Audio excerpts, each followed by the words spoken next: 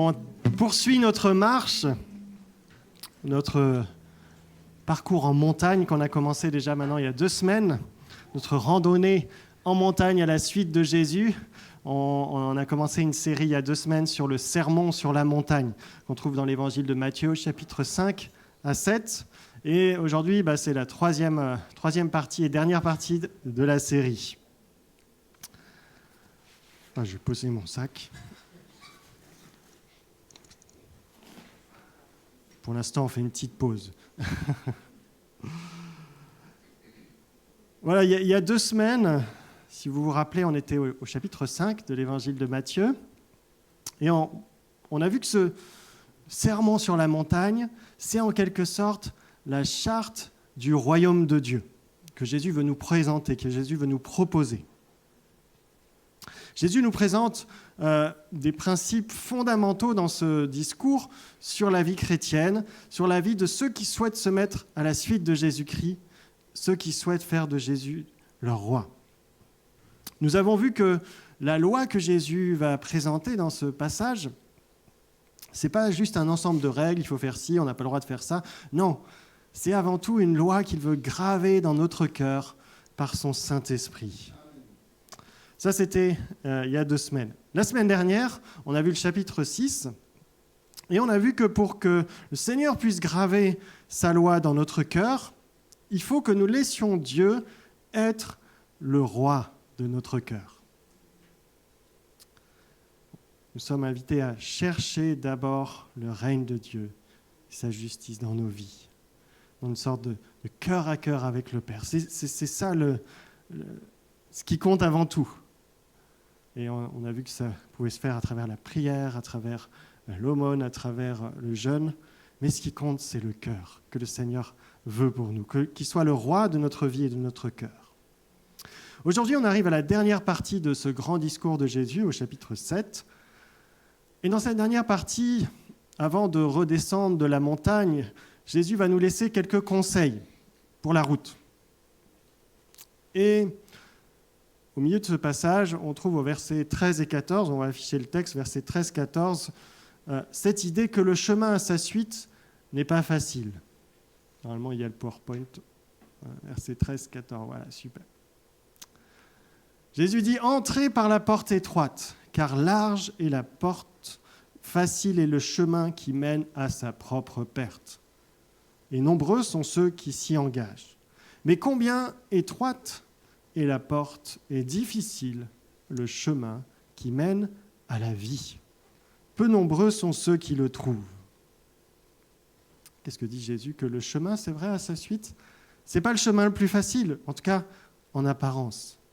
Le chemin dans le royaume de Dieu, ce n'est pas le plus facile, mais c'est quand même le meilleur, puisqu'il nous est dit que c'est le seul chemin de vie. Les autres chemins mènent à la perdition.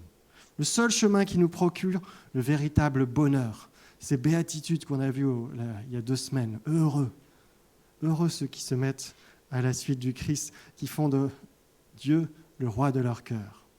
Mais ce n'est pas le chemin de la facilité. Et c'est pour ça que dans cette dernière partie du discours, Jésus va nous laisser quelques conseils pour tenir bon sur ce chemin de bonheur et de vie. Et d'une certaine manière, je crois que Jésus nous invite à nous équiper pour la route. Et c'est pour ça que j'ai ramené mon gros sac aujourd'hui. Parce que, voilà, il y a un peu d'équipement dont on va parler aujourd'hui. Dans ce sac, il y a quelques éléments notamment qu'on verrait. Je vais ouvrir mon sac et on va voir le premier objet. Le premier objet, je ne sais pas si vous voyez, un miroir. Et on va lire Matthieu 7, versets 1 à 5. Matthieu 7, versets 1 à 5, ça va s'afficher. « Ne portez pas de jugement afin que Dieu ne vous juge pas non plus. Car de la manière dont vous jugez, vous serez jugés. La mesure que vous employez pour mesurer sera aussi utilisée pour vous. Pourquoi regardes-tu le brin de paille qui est dans l'œil de ton frère ou de ta sœur alors que tu ne remarques pas la poutre qui est dans ton œil? Comment peux-tu dire à ton frère ou à ta sœur « Laisse-moi enlever cette paille de ton œil alors que tu as une poutre dans le tien » Hypocrite, enlève d'abord la poutre de ton œil et alors tu verras assez clair pour enlever la paille de l'œil de ton frère ou de ta sœur. Jésus, il emploie là une image percutante. C'est une image qui nous marque, qui est même un peu entrée dans le langage courant. Avant de regarder ce qui ne va pas dans la vie de mon frère ou de ma sœur, dit Jésus, mon conjoint, mes enfants, mes amis, mes collègues, mes voisins, regarde-toi dans le miroir. Et regarde s'il n'y a pas une poutre qui serait un peu coincée dans ton œil. Bien sûr, c'est une image. Et Jésus, qu'est-ce qu'il nous enseigne ici ? Il nous invite à examiner notre propre cœur avant de se focaliser sur celui des autres. Et d'avoir ce réflexe dans nos vies à sa suite. Et ça, c'est fréquent de penser que nos problèmes, nos malheurs sont dus aux autres. Ah, si j'avais pas eu à me coltiner celui-là ou celle-là, j'aurais eu une vie quand même plus facile ou plus heureuse. Et même dans l'Église, parfois, on est un peu tenté de se dire « Ah, s'il n'y avait pas tel frère ou telle sœur, là, ça serait plus simple quand même, la vie de l'Église. » Et puis, on ne se prive pas, des fois, de faire remarquer le péché de l'autre. « Ah, celui-là, tu sais ce qu'il fait, celle-là, la sœur là-bas, elle m'a dit l'autre jour, ou tu sais, l'autre là-bas, oui, franchement, si tu savais ce qu'il a fait dans le passé. » Le Seigneur nous dit, avant de regarder la poussière dans l'œil de ton frère ou de ta sœur, prends un miroir et regarde. Regarde ton propre cœur. Il y a peut-être une belle poutre là qui t'empêche de voir clairement.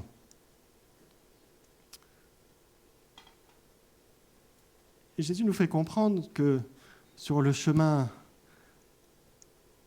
pas toujours facile, qu'il nous propose, ce n'est pas forcément la poussière de notre voisin, de notre prochain qui va nous empêcher d'avancer.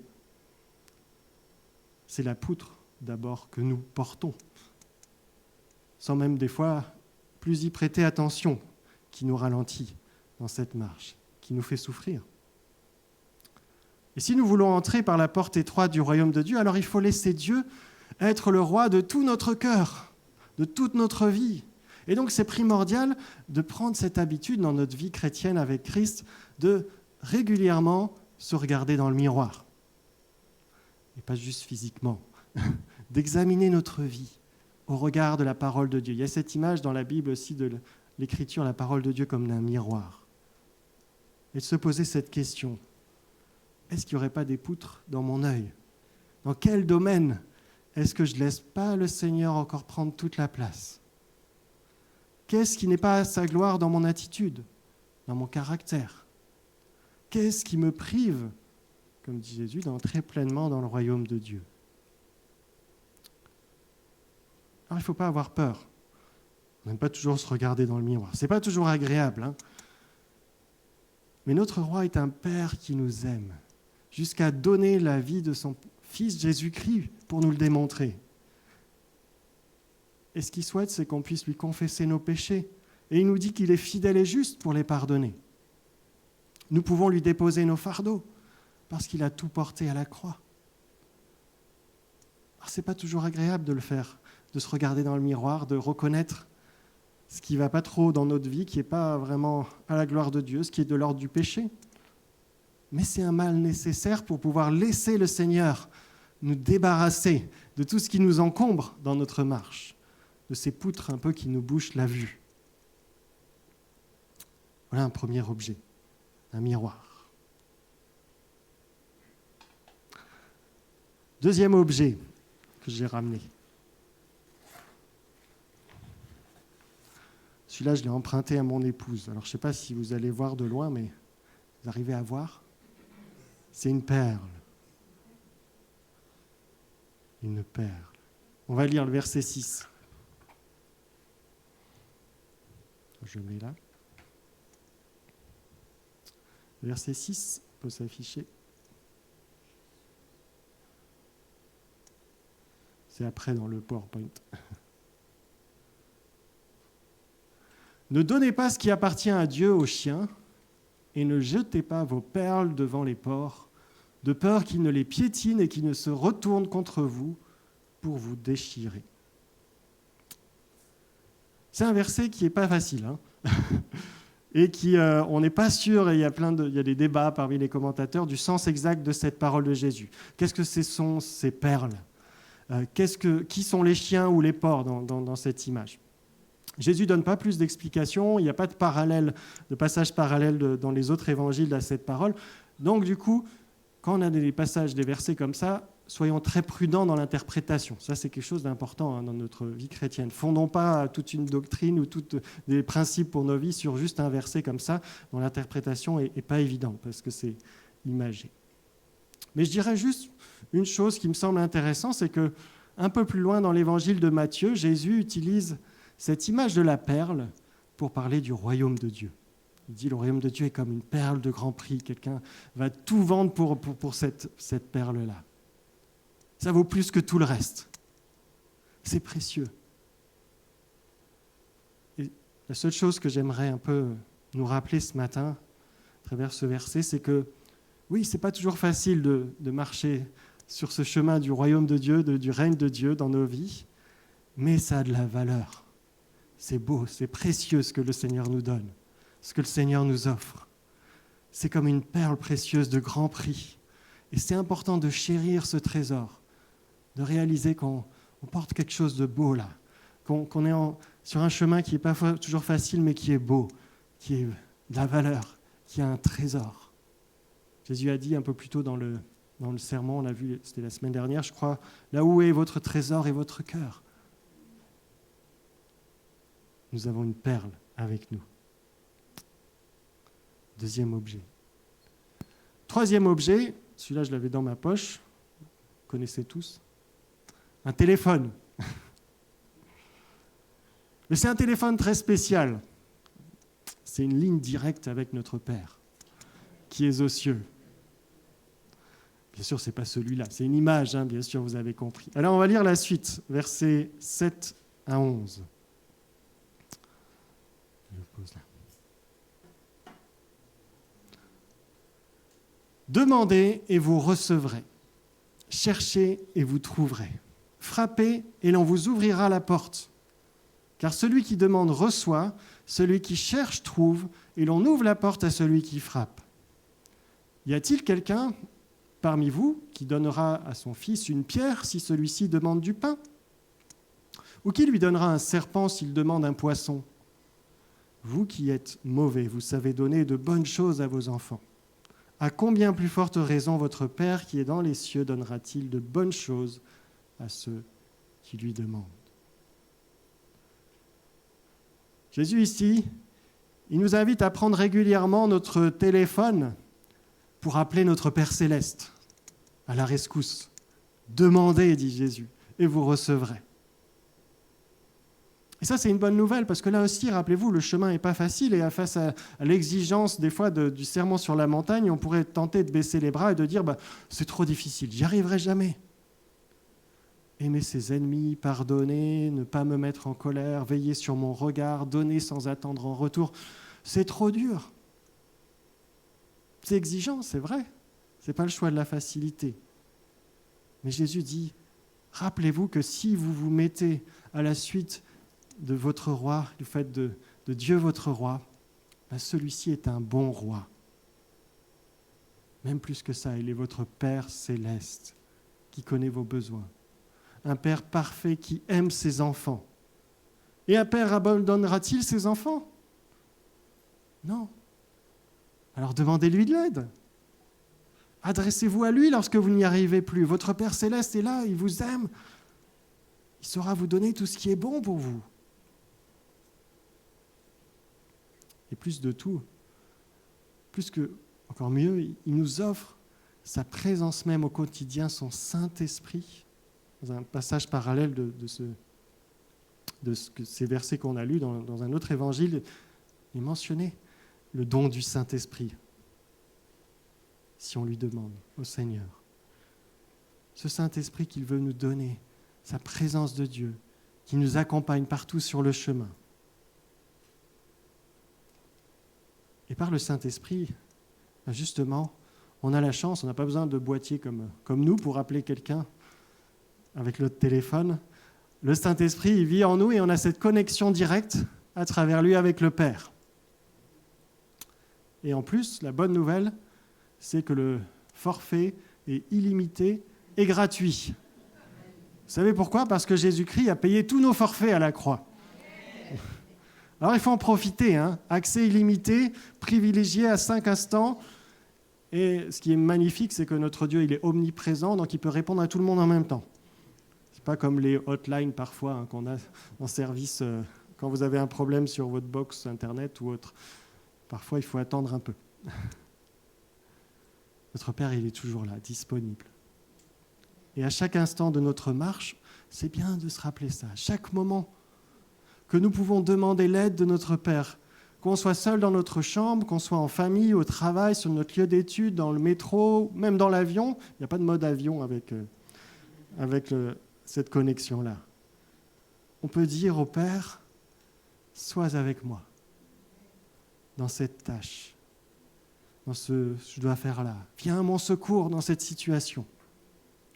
Aide-moi à me calmer là. Tu vois, Seigneur, je suis un peu... Aide-moi à me calmer. Ou viens me donner la paix. Donne-moi les bons mots. Inspire ce que je dois faire, ce que je dois dire. Pas toujours besoin d'une longue prière. C'est bien d'avoir des temps, comme on l'a vu la semaine dernière, seul avec notre Père dans la chambre pour prier. Mais on peut aussi se rappeler qu'à chaque moment, on peut simplement dire une simple phrase, lui rappeler qu'on a besoin de lui, se rappeler à nous-mêmes en fait qu'il est là, par son esprit aussi à travers cela. Parce que notre Père Céleste, il sait déjà ce dont nous avons besoin. Il n'a pas besoin qu'on lui explique. Il le sait déjà. Mais ce qu'il cherche, c'est nos cœurs. Parce qu'il sait que c'est le meilleur pour nous. On a besoin de lui dans nos vies, qu'il occupe toute la place. Et c'est pour cela qu'il souhaite et qu'il aime qu'on lui demande, qu'on lui exprime. Pour entrer dans cette relation avec lui. Voilà le téléphone, mieux que le téléphone, la ligne directe qu'on a avec notre Dieu. Quatrième objet que j'ai ramené, c'est une lampe. Alors c'est les lampes, vous savez, qu'on met comme ça. Une lampe frontale. Verset 12, on va le lire.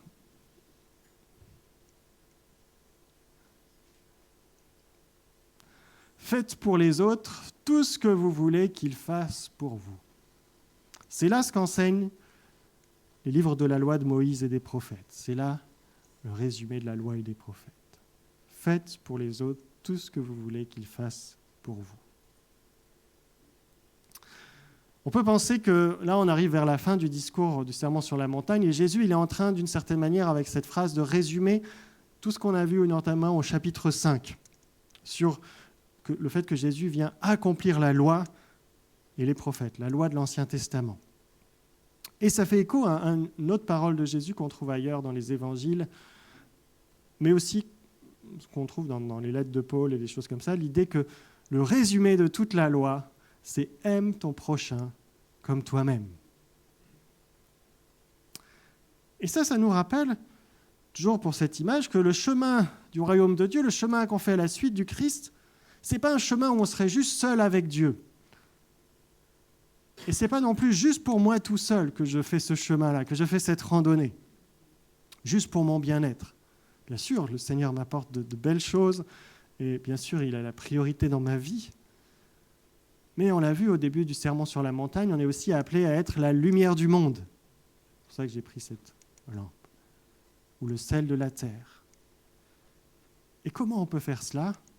Notamment en aimant notre prochain, en faisant pour lui ce qu'on aimerait qu'on fasse pour nous, en étant dans cette dynamique centrée, pas uniquement sur soi, mais en regardant les autres. Je ne marche pas juste pour moi, je marche aussi pour apporter la lumière du Christ autour de moi.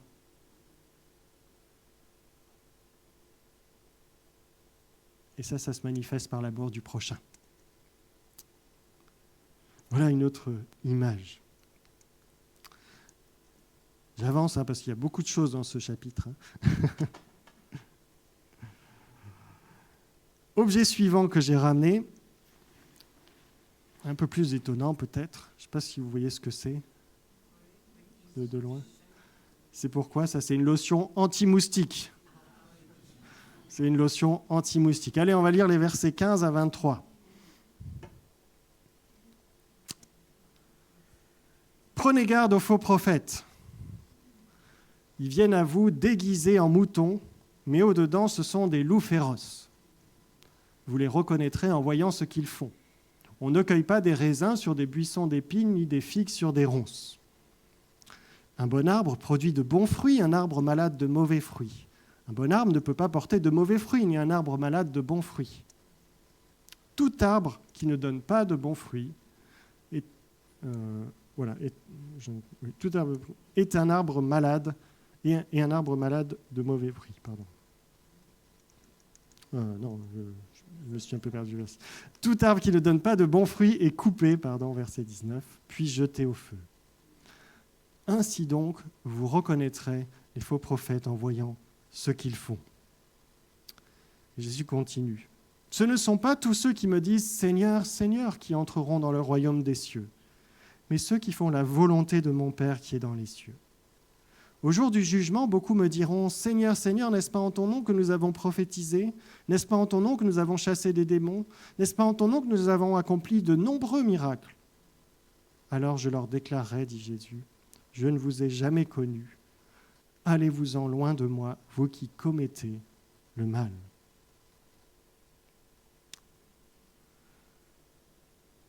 Jésus continue ici en nous invitant à prendre garde à certains loups féroces, parfois déguisés en brebis.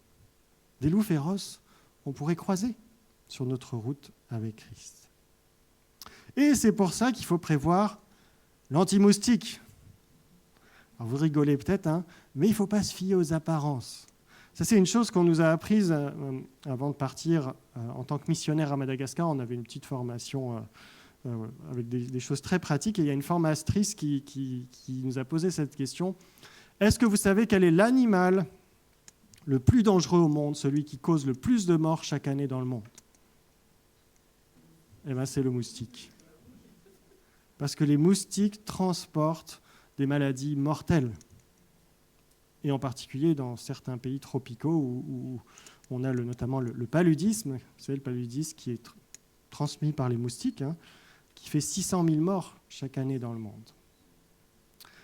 Pourtant, on se dit, le moustique, il est minuscule, on l'écrase avec son doigt. Son petit doigt, ça ne paraît pas dangereux. Et c'est vrai qu'ils ne sont pas tous dangereux. Mais il ne faut pas se fier aux apparences. Comme je n'ai pas de piège à loup à la maison, j'ai pris l'anti-moustique. Mais c'est la même image un peu que Jésus dit en disant, vous ne fiez pas toujours aux apparences. Il y a des brebis qui sont en fait des loups. Des loups qui sont déguisés en brebis. Et Jésus emploie une autre image ensuite pour nous faire comprendre comment discerner. Comment discerner au-delà des apparences. Et il prend cette fois l'image agricole d'un arbre qui donne du fruit. Il dit, c'est au fruit que vous pouvez reconnaître l'arbre, la valeur de l'arbre. Qu'est-ce que ça veut dire ? Qu'est-ce que Jésus appelle les fruits ici ? Alors, ce qui est sûr, c'est que les fruits dont il parle ici, ce n'est pas le nombre de prophéties ou de miracles ou de délivrances qui sont accomplis, puisque justement après, Jésus continue en disant que malheureusement, au dernier jour, il y a des gens qui diront « Nous avons fait de nombreux miracles en ton nom, prophétisé, nous avons chassé les démons. » Et Jésus dira « Je ne vous connais pas. » Donc ce n'est pas ça le fruit dont Jésus parle ici. Alors c'est quoi ? Eh bien, dans ce passage, il y a d'autres éléments qui évoquent peut-être d'autres aspects, on pourrait dire, du fruit, mais dans ce passage, c'est avant tout la façon de vivre. La traduction que j'ai prise là pour lire, qui est la Nouvelle Français courant, traduit comme ça ainsi, elle dit « C'est à ce qu'ils font que vous reconnaîtrez les faux prophètes. » Et c'est l'idée derrière le texte. Et Jésus continue en disant que ceux qui entreront dans le royaume des cieux, ce n'est pas ceux qui disent « Seigneur, Seigneur » par-ci, par-là, mais ceux qui accomplissent la volonté de mon Père, dit-il. Ou encore, ils disent, à ceux qui disent « Je ne vous connais pas », vous commettez le mal. Ou plus littéralement, vous commettez l'iniquité, c'est-à-dire vous êtes hors la loi. Ce sont des personnes qui agissent comme s'il n'y avait pas de loi, la loi du Seigneur. Qu'est-ce que ça veut dire ? Ça veut dire que les loups déguisés en brebis peuvent se discerner au fait qu'ils vivent d'une manière qui est contraire à ce que le Seigneur nous enseigne. C'est un mode de vie, une attitude, un caractère qui s'oppose clairement, de façon évidente, à celui que le Seigneur a enseigné, notamment dans le sermon sur la montagne. Rappelez-vous le cœur du message de Jésus. Ce n'est pas juste un ensemble de règles. Il veut imprimer sa loi dans notre cœur. Et si Dieu est le roi de notre cœur, si Jésus-Christ est vraiment le Seigneur de notre vie, c'est-à-dire qu'il dirige notre vie, alors il vient graver sa loi par son Saint-Esprit dans nos cœurs. Et si tel est le cas, il ne devrait pas être possible de vivre une vie qui soit dans une ligne directrice opposée à ce que le Seigneur nous enseigne, à celle qui nous fixe. Bien entendu, ça ne veut pas dire qu'en tant que chrétien, on ne va jamais pécher, on ne va jamais tomber, on ne va jamais faire d'erreurs sur la route, on ne va jamais commettre de mal, non. Ça arrive tant qu'on est encore sur cette terre, on est encore en lutte avec le péché. Mais si la loi du Seigneur est gravée dans notre conscience, si vraiment la présence du Seigneur est là, sa parole et nous façonne, on ne peut pas continuer sans cesse dans une direction qui est contraire, et clairement contraire à ce que Jésus enseigne. On va être poussé par le Saint-Esprit à confesser notre péché, à reconnaître que non, ça ne va pas, à demander l'aide du Seigneur, à recevoir son pardon, à se remettre en route, à changer d'attitude avec son aide. Mais inversement, ce que Jésus, je pense, met en lumière ici, c'est l'idée de persister obstinément dans une façon de vivre qui est clairement contraire à l'enseignement du Christ et sans remords, sans vouloir changer. Alors on peut douter de ce que Jésus soit réellement le Seigneur de la vie, de quelqu'un qui n'agit pas comme le Christ l'enseigne et qui n'en a que faire. Quelqu'un qui prétend être envoyé par Christ, mais qui agit contre sa volonté, il y a un problème, vous comprenez ? On ne peut pas être envoyé par Christ et agir contre sa volonté. Alors, nous ne nous laissons pas impressionner par ce qui brille. Les prophéties, les miracles, mais aussi ça peut être le talent oratoire, le certain charisme, parfois de certaines personnes. Si le cœur n'est pas à Christ, c'est dangereux, nous dit Jésus. C'est un dangereux moustique, c'est un loup déguisé en agneau. Et faisons attention à personne que nous laissons nous enseigner, nous influencer. C'est de ça que Jésus parle ici. Mettons en œuvre l'anti-moustique de la vérité, de la parole de Dieu. Les Écritures, c'est notre fondement. Mais remarquez encore une fois, Jésus n'est pas en train non plus ici de nous dire « Soyez suspicieux de tout le monde ». Là, il parle vraiment des prophètes, des gens qui enseignent, qui peuvent avoir une influence sur nos vies, où il faut avoir un certain discernement. Ça ne veut pas dire qu'on doit être en train de regarder tous les chrétiens autour de nous et essayer d'être suspicieux, ou même les responsables. « Ah, t'as vu le pasteur l'autre jour, il a dit un gros mot, moi je pars de l'église. » Ça arrive des fois qu'on fasse des erreurs. Encore une fois, retenez la direction. Et surtout, quand Jésus va développer la deuxième partie du passage qu'on a lu, cette idée que ce n'est pas tous ceux qui disent « Seigneur, Seigneur », et il parle de nombreuses personnes, etc. Je pense que là, il est en train de nous faire réaliser que, quelque part, on a tous ce risque-là dans nos vies. On peut être tous concernés par ce danger-là, de vivre une vie où le cœur n'est pas au Seigneur. Et rappelez-vous, premier objet, le miroir. Le miroir. Avant de juger ton frère ou ta sœur, commence par te regarder dans le miroir et enlever la poutre. Et je crois qu'on doit tous veiller. On doit être tous attentifs. Et je pense que Jésus, quand on voit un peu la façon dont progresse son discours, après il va continuer avec une image qui concerne vraiment tout le monde. Il est en train de tous nous mettre en garde. Veillez à pas nous-mêmes des fois devenir des moustiques. Le roi, il ne veut pas juste nos seigneurs. Il ne veut pas juste des paroles, il veut notre cœur. Comme j'ai dit la semaine dernière, il ne veut pas être le roi de notre pièce de théâtre. Il veut être le roi de notre vraie vie, de tout notre cœur.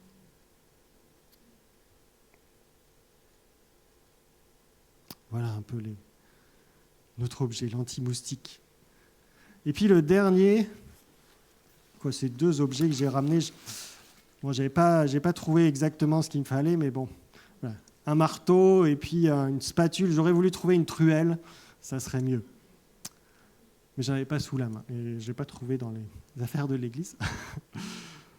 Des outils pour construire et construire sur le roc. Verset 24, on va lire ensemble.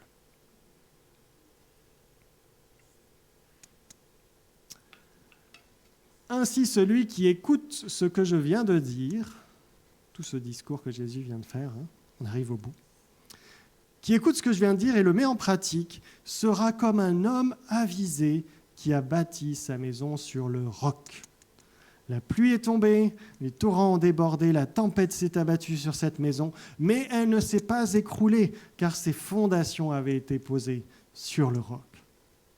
Mais celui qui écoute mes paroles et ne les met pas en pratique sera comme un homme insensé qui a bâti sa maison sur le sable. La pluie est tombée, les torrents ont débordé, la tempête s'est abattue sur cette maison et elle s'est écroulée. Sa ruine a été totale. Voilà, Jésus, c'est les dernières paroles du sermon sur la montagne. Jésus termine ce sermon par une belle image. Je ne sais pas si vous avez appris, moi j'ai appris quand j'étais enfant à l'école du dimanche cette chanson. Le fou sur le sable a bâti sa maison. Il y en a qui... Non, ça vous vous souvenez? Voilà. Il y a une chanson qui reprend cette parabole de Jésus, cette image de Jésus. Et on est invité à construire sur le roc. C'est pour ça que j'ai ramené des outils. Bon, je n'ai pas trouvé mieux. Il y aurait peut-être un marteau-piqueur ou une truelle. Et remarquez ce que dit Jésus. Jésus il dit, celui qui construit sa maison sur le roc, ce n'est pas juste celui qui écoute attentivement ce qu'il vient de dire, ou qui écoute la parole de Dieu. C'est celui qui la met en pratique. Le fou sur le sable, c'est celui qui entend, mais qui ne met pas en pratique.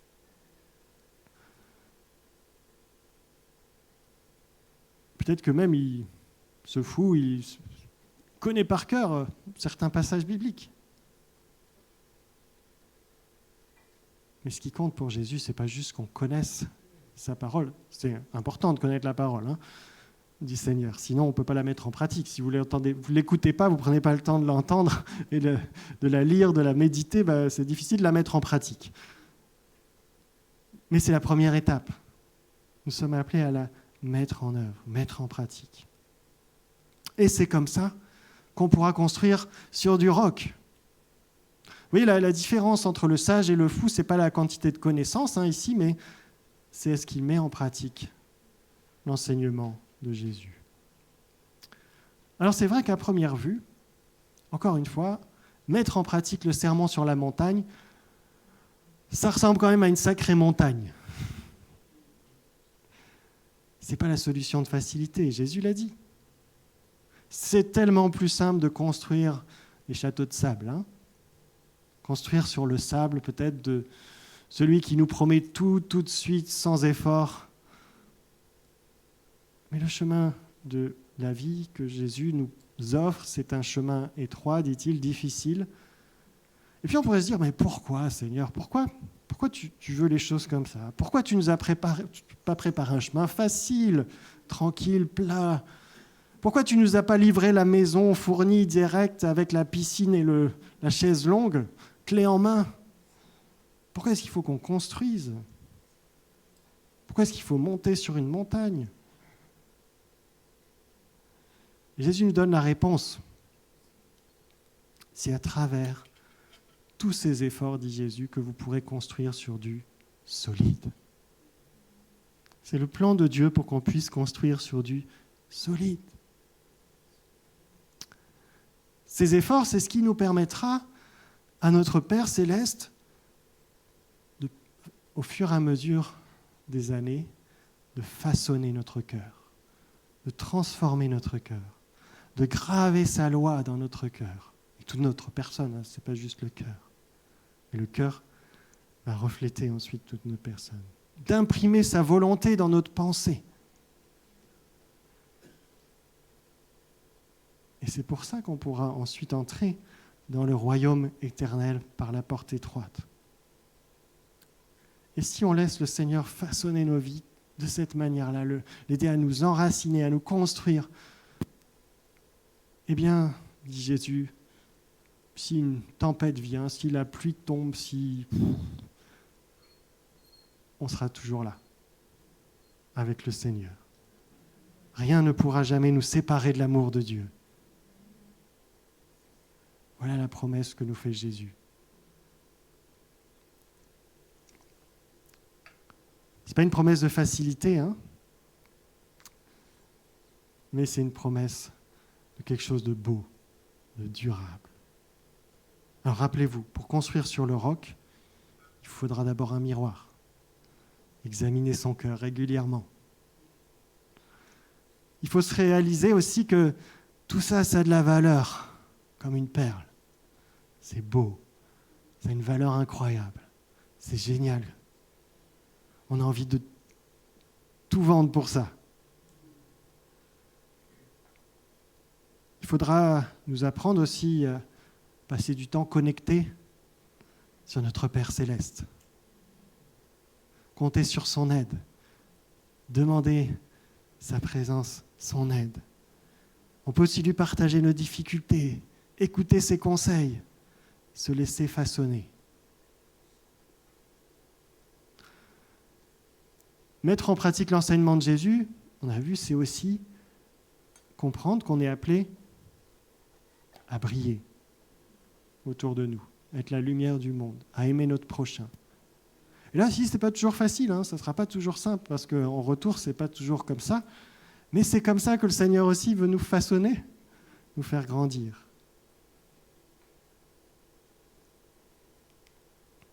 Et dans ce travail de construction, il faudra aussi prendre l'anti-moustique, pas rester fixé sur les solutions miracles vantées par des pseudo-commerciaux de Jésus, mais se rappeler de la vérité de la parole, veiller sur notre cœur, plus que sur toute autre chose. Alors oui, il y aura du boulot. Le chemin ne sera pas toujours facile, mais rappelons-nous que c'est le seul chemin de vie, comme l'a dit Jésus. Rappelons-nous que c'est le seul refuge qui tient bon dans la tempête. Rappelons-nous que tout au début de ce sermon, de cette marche qu'on a fait ensemble à travers ce discours de Jésus, il y avait des promesses. Rappelez comment ça a commencé. Heureux. Heureux. Promesse de bonheur pour nous. Le Seigneur a des promesses de bonheur. Et c'est ça qu'on doit garder en mémoire. Alors, on est arrivé au bout de ce chemin ensemble, avec Jésus sur la montagne. La route continue, mais en tout cas, au bout de cette étape, la question qu'on peut se poser maintenant, et que j'aimerais nous poser à nous tous, est-ce qu'on est prêt à suivre Jésus sur ce chemin, sur la montagne ?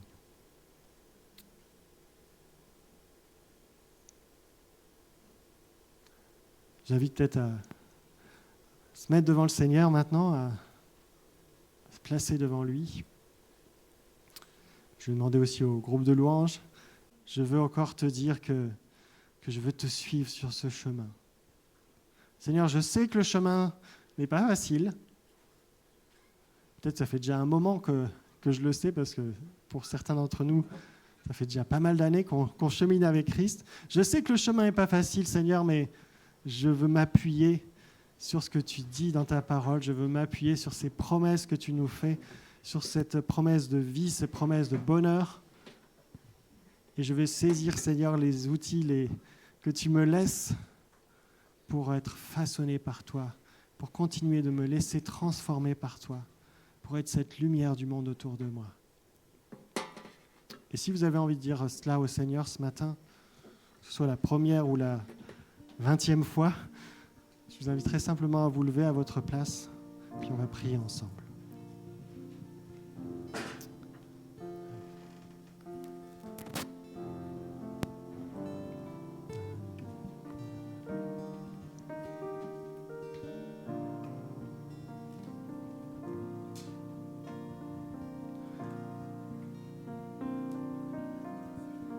Mais Seigneur, notre Dieu, notre Père, nous sommes là devant toi ce matin. Tu vois nos cœurs, tu vois nos vies. Tu sais qu'il y a probablement encore pas mal de travail que tu veux faire dans nos vies, de belles choses que tu veux construire, façonner. Mais Seigneur, nous sommes là et nous voulons te dire, nous voici devant toi. Nous voulons continuer à marcher sur ce chemin que tu prépares pour nous. Chemin de bonheur, chemin de vie. Pas toujours facile, Seigneur. Et on est là pour te dire qu'on a besoin de toi, Seigneur. Que notre désir, c'est que tu viennes encore façonner nos vies. Seigneur, viens être toujours plus le roi de notre cœur. Que nous puissions te laisser toujours davantage régner sur nos vies. Seigneur, viens par ton Saint-Esprit continuer d'imprimer ta pensée et ton cœur dans nos vies. Donne-nous, Seigneur, de réaliser la valeur de ce que tu nous donnes et nous confies.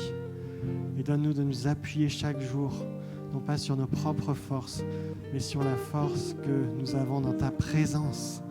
Parce que tu es le Père Tout-Puissant, un Père qui nous aime, un Père qui nous a sauvés en Jésus-Christ, un Père qui nous laisse son Saint-Esprit. Alors sois honoré, sois glorifié encore. Toi le Roi, notre Dieu, notre Père.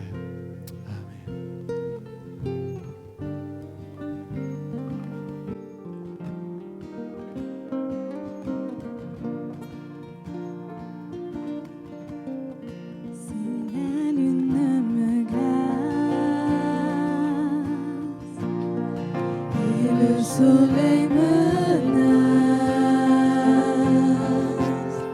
Créateur des étoiles, mon secours est en toi.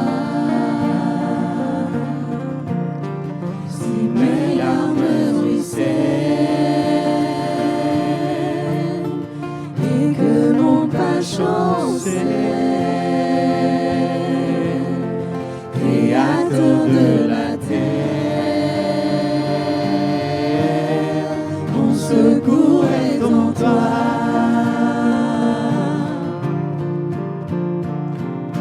Je lève les yeux